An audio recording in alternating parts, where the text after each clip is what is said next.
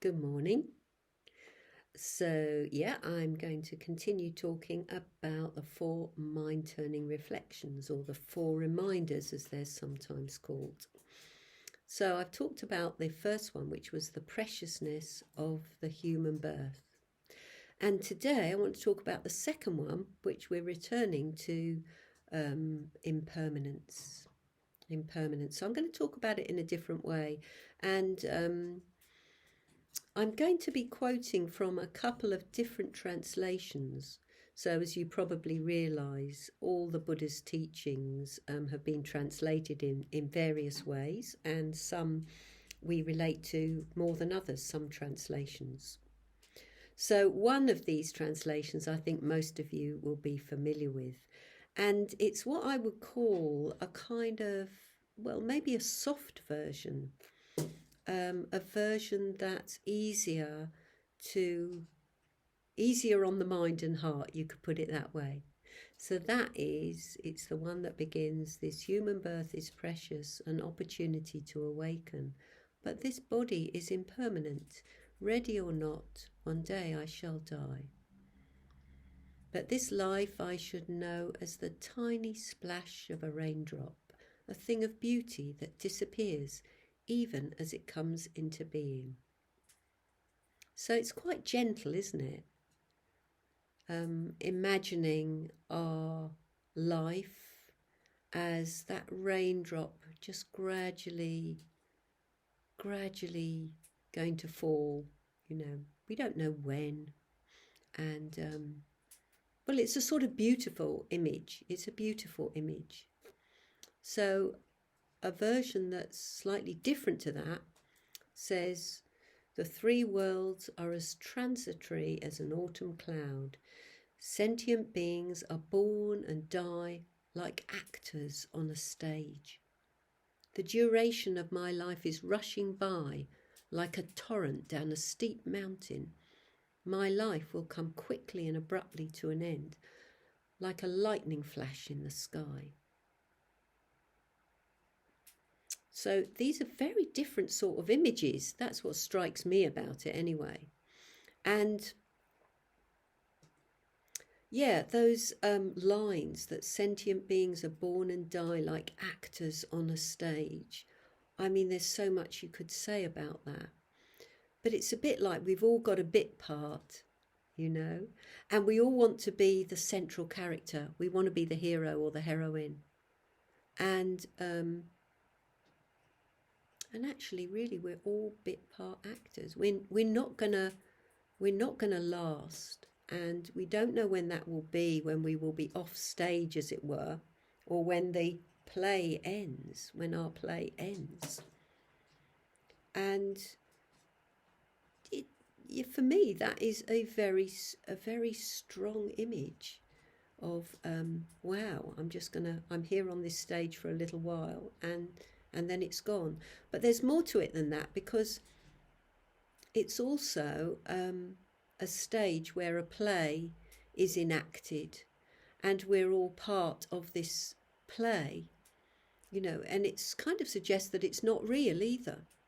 It's not reality, it's just a play. We take it so seriously, and we're always wondering if we were a good actor or a bad actor, or whether the audience are going to like it. And, that reminds me of how much we want to be liked and approved of while we're acting on this stage. So, as you can see, once you really give this some reflection, there's an awful lot in here. And then the next image is, "The duration of my life is rushing by like a torrent down a steep mountain." Well, if you've ever, if you've ever actually seen a torrent, maybe a huge waterfall or something like that, it's not a calm image. It's not a gentle image. It's a torrent, and that's how fast our life is going. It's rushing away with us without us noticing. So, like a torrent down a steep mountain, And suddenly that image I have for myself is, this massive mountain. I feel very small in the face of it. And that's how quickly life is passing. That's how violently sometimes life is passing. It's all happening. And we rarely find kind of peace and calm. And then the last part of that verse, my life will come quickly and abruptly to an end like a lightning flash in the sky. That's another quite vigorous image, isn't it? That lightning flash in the sky. It lights up. We light up for a moment and then we're gone. So, depending on the particular translation, we can reflect in different ways about the brevity of life and about making the most of the life.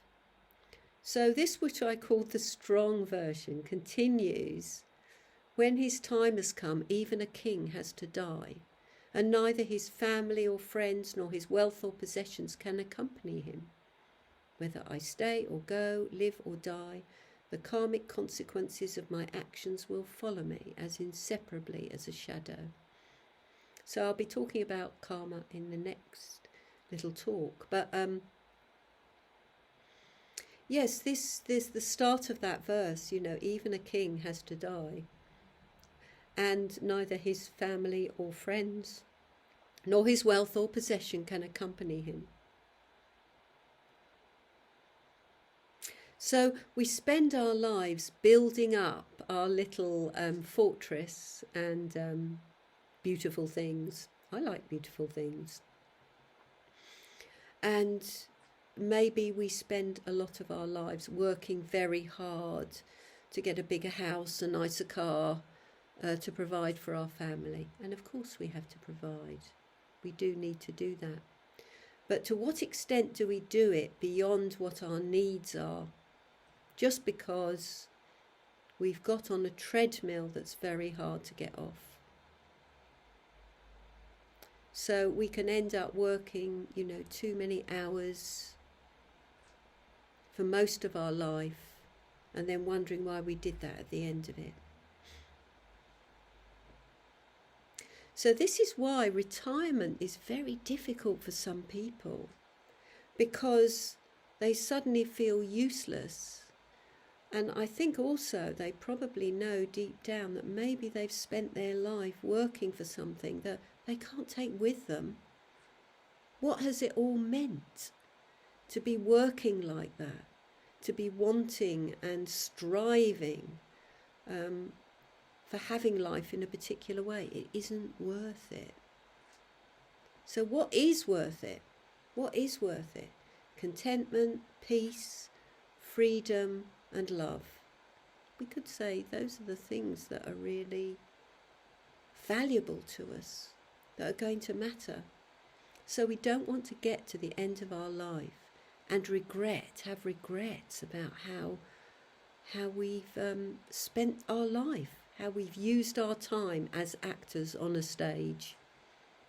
And in a way, let's not be actors. Let's be authentic, let's be spontaneous. So I've said quite a lot, and perhaps there's a lot to reflect on in there. Certainly I will be. So I'll say goodbye for today.